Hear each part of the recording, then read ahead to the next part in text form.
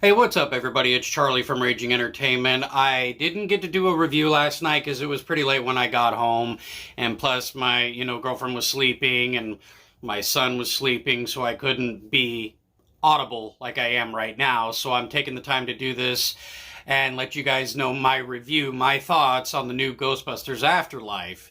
And I got to admit right away, I enjoyed the film very much. I really did enjoy it. But I will admit that it doesn't come off as a Ghostbuster film, so to speak.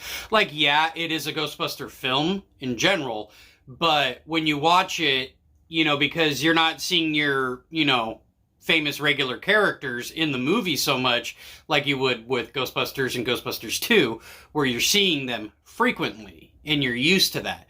So when you're watching the kids, the mom, and stuff like that, it's kind of hard to describe. To me, it kind of had a Stranger Things vibe to it a little bit because I guess the kid from the show, Finn Wolfhard, I think is how you pronounce his name, and I apologize if I butchered it. But him being from Stranger Things and then doing something like this, he did a really good job. He did a really good job. He plays the character Trevor in the movie, and he's the older brother of course, the little girl Phoebe, his sister, played by McKenna Grace. And it's funny because McKenna Grace, I mainly knew her from the show Fuller House. If you guys know that show at all, the spinoff of Full House, basically. But she was in the show as the little brother's love interest in that show, basically. And she was in a few episodes and stuff like that, and she, I guess, was trying to do other films while doing the show itself, because during Fuller House, she did make a cameo appearance in the movie Ready Player One, so she's in there. But she plays the little sister Phoebe, and then you got Finn playing the older brother Trevor, and then I think her name was Callie Coon, or something like that. I'll put it underneath, so then that way you guys know who I'm talking about. But she plays the mom of Phoebe and Trevor. And without really spoiling anything, because I don't want to tell you guys the movie, even though it's supposed to be out tomorrow. From what I understand, that there are some early screenings still. Like, I know there's another one tonight apparently over at my theater. But, it's advertised for Friday, coming out Friday. And I don't want to spoil anything, so I'm going to try to not spoil anything for you guys. But, they're a family. As you could tell from the trailers, they go to an ex-family member's, house left in their will kind of thing.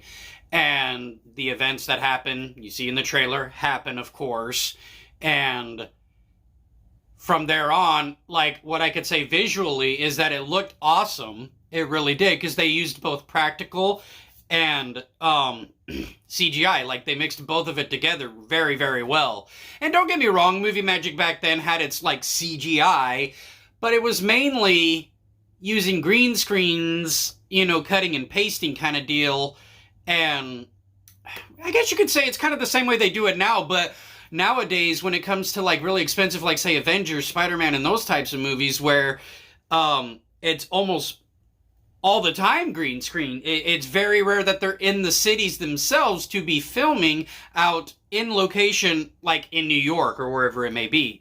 I don't know the filming location of Ghostbusters Afterlife, but I definitely like the scenery in the movie. The visual effects looked awesome. The ghosts look awesome. And the new Slimer, I think his name is Muncher is what they called him. I liked him. He was pretty cool. And then, of course, from watching the trailer and when everybody thought was just an ad for marshmallows, literally, where it was the little tiny Stay Puft characters. No joke. Those guys are little sinister shits. Seriously. And you'll know why when you watch it, because the trailer, what you see, that's just a little. And I mean a little bit, and that's no pun intended, because of them being so tiny. But they are cute. They are adorable. They make you smile. They make you laugh. But at the same time, you're going, whoa, what the hell? Basically. And that's what I enjoyed about it, is that it made you go like, what the hell? And there are moments where you're just like, wait, what? And I got to admit, with the people in my theater, the things that happen in this movie made them applaud the movie, in certain areas of the movie. And especially when the credits, came up. It was like when I watched, I think it was Star Wars Episode 1 Phantom Menace when it first came out. And then you had like C-3PO show up and everybody's like, woo, yeah, R2-D2, woo, yeah. Like getting all those famous names out there. So there are those that happen. Paul Rudd plays a teacher in the movie. So he's a teacher, and that's why you see him talking with Grace McKenna's character Phoebe in the trailers, because he's a teacher, she's a student, and I'll leave it at that. But, yeah. And they, of course, talk about the whole seismic activity of the earthquakes, and why some place that never has earthquakes is all of a sudden having earthquakes kind of deal. And something I will tell you for sure is that anybody who's a true Ghostbusters fan in general, there will be a moment, maybe like 2 to 3 moments, or maybe just one moment, depending on how you react in general. But with me, it was a few. I teared up. And they were like emotional moments, emotional moments to where you just have this connection with the characters. And especially, like previous movies, basically, because there's a lot of Easter eggs, and I mean, it's almost like they're not even hidden, like they're in plain sight. And I thought that was cool, because it seemed like you didn't have to really look too hard to find the Easter eggs in this movie. And I would say that's a plus right there, because you guys will definitely see that this movie, in my opinion, is a giant homage to the very first film. And yeah, I mean, I had a good time watching it. I'm glad that I was able to have an early access to be able to actually see it before it was officially out, basically, because that like never happens to me, And it was something that my theater was doing in general. For people that were a rewards member, were able to claim for that evening alone for one screen, one time, and it was at 7 p.m., so I was lucky enough to be able to do that. So I was able to watch it with a full, auditorium, basically. And yeah, it was a fun movie. Paul Rudd, still funny. He does have his comedy in there.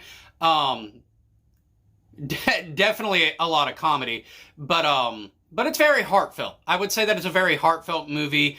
Not a lot of drama, not a lot of, like, say, horror. Like, don't get me wrong, there are jump scares or whatever, but I think it's because when you're in a theater and then all of a sudden you hear that boom, and it's because it's like, yeah, you're expecting it, but you're not expecting the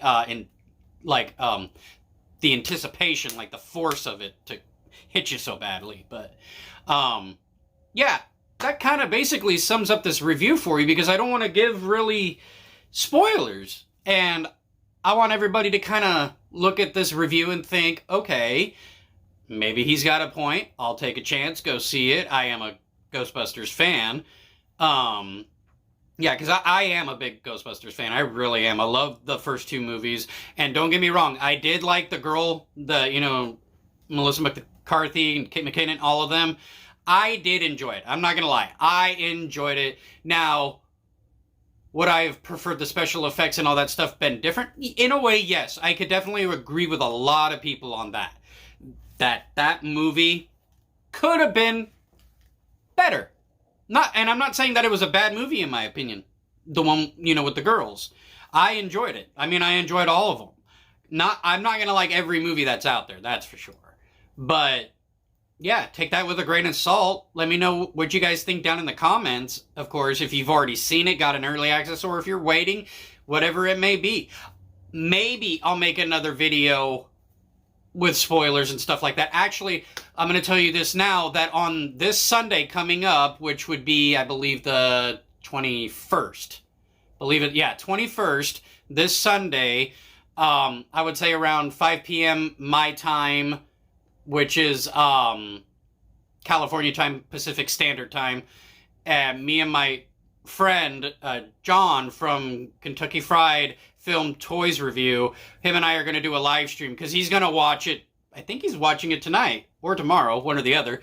But him and I, we're going to go ahead and do a live stream and actually talk about it. So if you guys want to join us on that. I'll leave a link to his YouTube channel so you guys can check him out, and leave links to his social media. Well, mainly Instagram, if anything. So it'll be his YouTube and his Instagram. And of course, I'll leave my links down to my social media and my PayPal, my wish list, whatever, however you guys want to help support this channel. But I appreciate everyone who does watch these videos, does give the likes, because there are a lot of people who will watch my videos, but don't necessarily give the thumbs up. It'd be nice if you guys gave me the thumbs up. I mean, hell, I return the favor for you guys because I'm a supporter of all the people in the movie field that I personally enjoy. But that's just my, thoughts for tonight on the movie review and where I'm at with it. And if you guys could, yeah, just please like, subscribe, share, all that kind of stuff. Turn on bell notifications, and I'll see you guys in the next video. Stay tuned, stay safe. Thank you.